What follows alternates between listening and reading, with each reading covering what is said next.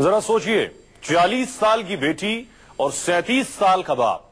यकीनन ये सुनकर आपको अजीब लगेगा, लेकिन जयपुर में एक शख्स इस बात का दावा करता है कि उसकी 40 साल की बेटी है। हैरान करने वाली बात यह है कि 40 साल की बेटी और पूरा गांव इस बात पर यकीन करता है। हालांकि विज्ञान ऐसे दावों को खारिज करता है, लेकिन आप यकीन मानिए, एक पिता का हुआ है पुनर्जन्म।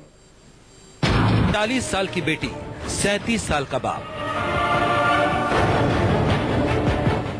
सुनने में बड़ा अजीब है, लेकिन अगर दोनों सबूत के तौर पर सामने आ जाएं, तो इसे आप क्या कहेंगे? इस लाइफ में जैसे मैं 4 साल का था, तब वहाँ पर कोई कारणवश हम वहाँ चले गए। जैसे मेरी तबीयत खराब हो गई तो उधर एक डॉक्टर के पास चले गए। जैसे वो सीन देखे, जैसे वो घर देखा, वहाँ कुआं देखा, तो अचानक मुझे याद आ गई कि यार तू तो यहाँ का है, यहाँ मेरे ये घर है, ये वो है। मेरी दादी को मैंने तुरंत बताया, अगर मैं तो आपका नहीं हूँ, मैं तो यहाँ का हूँ, ये तो मेरा गाँव है ईसवाड़ा।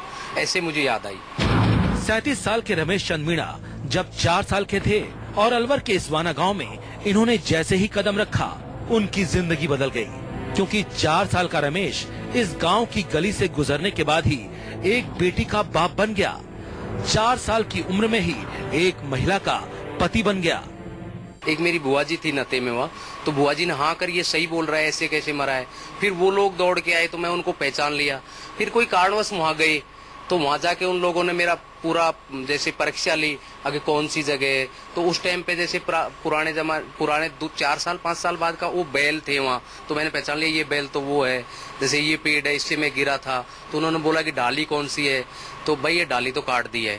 तो उन्होंने कई ऐसे क्वेश्चन किए जिससे उनको हुआ कि ये वही है। रमेश चंद्र मीणा का दावा है कि पिछले जन्म में वो अलवर के ही इसवाना गांव में धोलाराम मीणा के नाम से जाने जाते थे। पिछले जन्म में उनकी शादी भौती देवी से हुई थी और 1977 में उनकी पीपल के पेड़ से गिरकर मौत हो गई थी। यकीन करना मुश्किल है, लेकिन ये सच है। पेड़ से गिर के मर गो। हाँ। तो हमारा गांव में जन्म लिए गुआडानम। अच्छा। हाँ, वो लोग मेरे भाई जो का जन्म लिए।